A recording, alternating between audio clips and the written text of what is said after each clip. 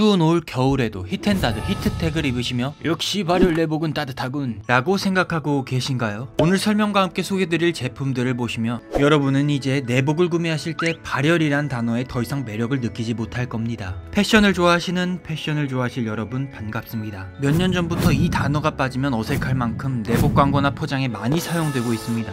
여러분도 잘 아시다시피 발열은 열을 낸다라는 의미입니다. 하지만 시중에 풀린 대부분의 발열 내복은 온전한 발열 내복이 아닙니다.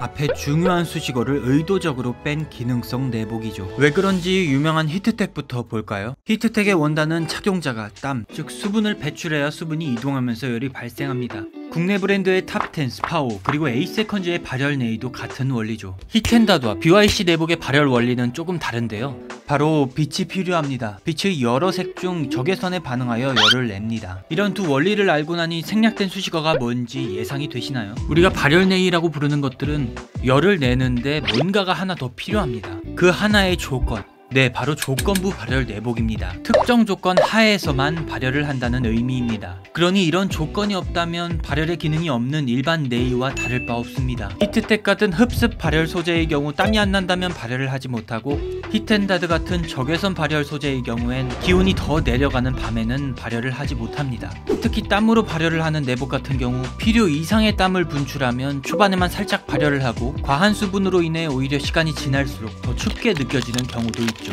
즉 온전한 발열 네이가 아니라는 의미입니다. 스스로 발열이 가능한 네이는 영어로 히팅 언더웨어라고 검색하면 바로 알 수 있습니다.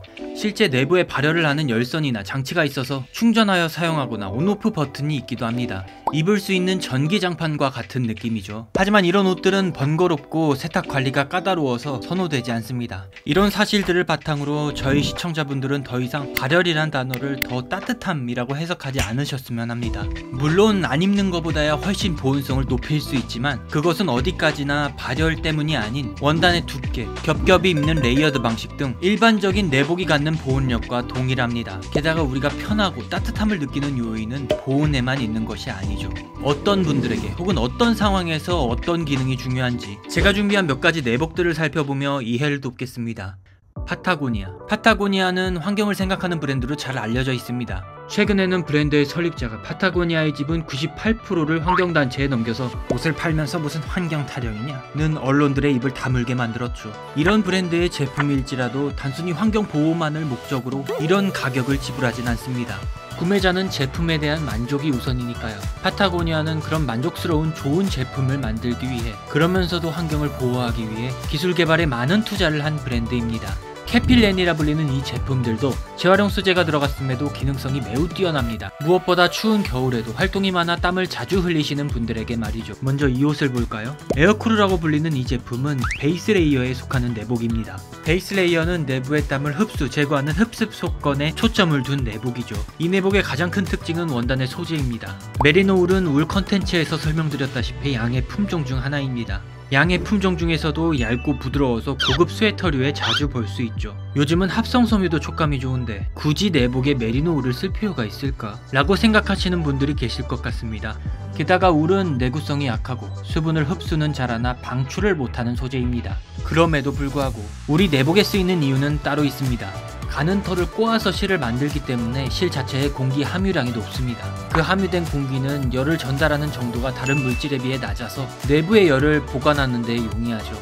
다른 한 가지는 방취인데요. 합성 섬유로 된 네일을 입고 운동해보신 분들은 아실 겁니다. 아무리 빨아도 쓰면 쓸수록 악취가 더 빨리 올라온다는 사실을요. 피부에 직접 닿는 옷은 채취가 가장 쉽게 뱄니다. 땀을 흘린다면 더 쉽게 냄새가 배죠. 냄새의 원인은 땀 자체의 성분과 땀으로 인해 번식하는 박테리아와 관련이 있습니다. 하지만 양모는 화학적 특징으로 인해 냄새를 가두고 박테리아가 번식할 수 없습니다. 무엇보다 쉰내의 원인인 박테리아를 막으니 냄새로 인해 수명이 짧은 내복의 단점을 보완합니다. 게다가 이 옷은 49%의 폴리에스테르 섬유와 니트의 짜임으로 인해 수분 배출이 빠르게 이루어지고 울의 내구성을 보완하였습니다. 방금 말한 니트 짜임에 대해 이 내복은 특이한 점이 있습니다. 니트라는 말에 이런 옷을 떠올리셨나요? 니트는 편성물로 한 개의 실로 꼬아가며 원단을 만들었다는 의미입니다. 일반적으로 니트류 옷을 만들 때에는 팔 부분과 몸통 부분 이렇게 따로따로 한 조각씩 만들어 합치는 방식입니다. 그 둘을 잇는 방식 또한 여러 가지죠.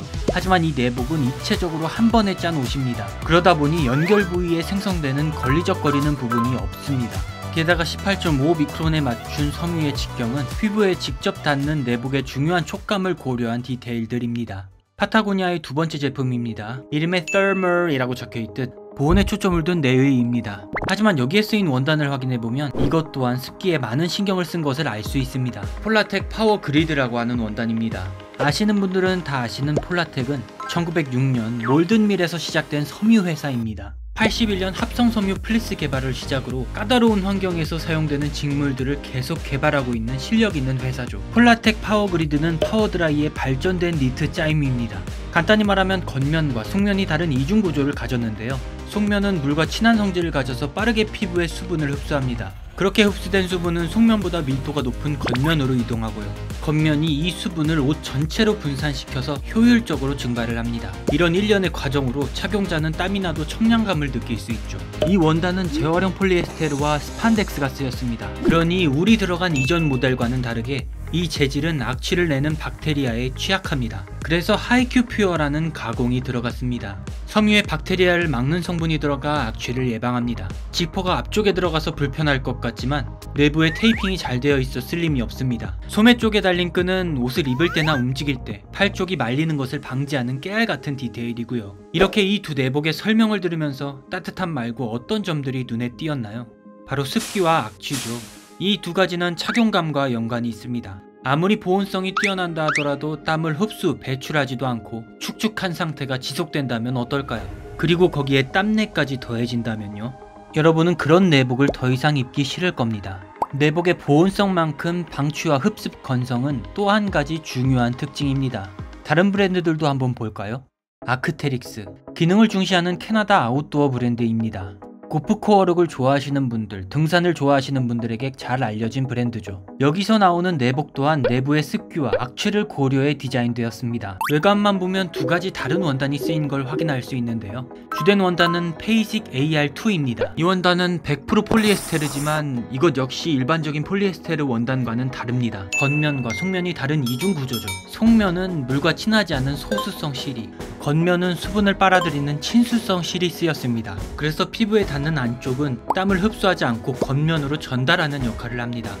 그래서 축축한 느낌이 훨씬 덜하죠. 아크테릭스의 겉면 또한 수분 전달력이 뛰어나 옷 전체로 수분을 퍼지게 해 쉬운 증발을 유도합니다. 하지만 이렇게 다른 재질은 뭘까요? 이것은 바로 메리노 울과 나일론이 섞인 원단인데요. 땀샘이 많은 특정 부위에만 이 소재를 써서 악취가 배는 것을 잡아줍니다. 이렇게 디자인된 내복은 등산할 때는 물론이고 운송 업무를 하시는 분들에게도 적합합니다. 실내외를 자주 드나들며 움직일 땐 땀이 흐르고 운전할 때에는 땀이 마르는 그런 분들에게 말이죠. 그렇다면 추운 외부에 자주 있지만 정적인 활동으로 땀날 일이 별로 없는 분들에겐 뭐가 좋을까요? 스마트울, 아이스브레이커와 함께 메리노울 내복으로 유명한 미국 브랜드입니다.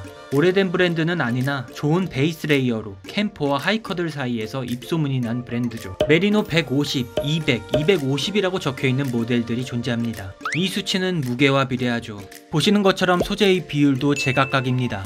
그 중에서 저는 무게가 더 나가고 두꺼운 250 메리노를 추천드립니다. 하지만 앞서 설명드렸다시피 울은 마찰과 당김에 취약합니다. 땀이 나는 건 둘째치고 움직임이 많은 분들에게 100% 울 내복은 추천드리지 않습니다. 이 내복은 밖에서 오래 서 있어야 하는 분들, 서울 시내는 지금 현재 혹은 겨울 캠핑을 즐기시는 캠퍼들에게 적합합니다. 가격대가 좀 세긴 하지만 좋은 촉감과 오래 입어도 악취가 안 나는 따뜻한 내복입니다. 오들로, 잘 알려지지 않은 스포츠웨어 브랜드입니다. 1946년 노르웨이에서 시작해 86년 스위스로 이전한 브랜드입니다. 우리나라에도 판매처가 있긴 하지만 제가 추천하고 싶은 제품은 한국 사이트에 없는 이 내복입니다. 퍼포먼스 울이라고 적힌 이것은 양털의 단점을 보완한 합성 울입니다. 양털은 무게의 30%가량의 수분을 흡수할 수 있습니다. 그 수분은 실의 중앙에서부터 축적이 되죠. 그렇기 때문에 건조가 느립니다. 게다가 메리노 울 같은 직경이 얇은 섬유를 실로 사용하면 내구성까지 약하죠. 그런 단점들을 없애기 위해 중앙에 합성 섬유를 넣고 양털이 휘감는 형태로 실을 방적하였습니다. 이 기술로 기존 울보다 수분을 5배 빨리 건조시키며 중앙의 합성 섬유가 심지 역할을 하여 내구성도 좋아졌습니다. 게다가 표면은 가늘은 메리노 울이라서 촉감과 보온성 그리고 방취까지 울의 장점을 그대로 가졌습니다. 그래서 오들로의 베이스 레이어는 활동을 하는 분들에게도 추천드립니다. 이제는 반대로 따뜻한 실내에 자주 있는 분들, 가끔 외부 활동을 하는 사무직 분들에게는 어떤 것이 적합할까요? 바로 그런 분들에게 얇은 발열 네이가 적합합니다. 아니, 발열 네이뿐만 아니라 실내에서도 덥지 않을 정도의 적당한 얇기의 내복이면 충분합니다. 탑텐, 코오롱, 무텐다드 등 많은 브랜드에서 내고 있는 얇고 부드러운 네이는 실내가 주된 활동 장소인 분들을 위한 것들입니다. 물론 추위를 많이 타시는 분들은 카라트, 컬럼비아의 제품처럼 헤비웨이트 내복을 입어도 됩니다. 제가 준비한 내복 이야기는 여기까지입니다. 이번 영상은 발열 네이에 만족하고 있던 분들보다 불만족하고 있던 분들에게 더 도움이 되는 영상이 아닐까 싶습니다. 발열인데 왜 나는 안 따뜻하지? 난 겨울에도 땀 많이 흘리는데 이건 좀 찝찝함. 냄새가 왜 이렇게 빨리 배는 거야? 내가 문제인가? 라고 생각하셨던 분들에게 이 영상이 해답이 되었기를 바랍니다. 그리고 그런 분들은 이런 추위에도 굴하지 않을 만큼 열심히 사시는 분들이겠죠. 오늘도 끝까지 봐주셔서 정말 감사합니다.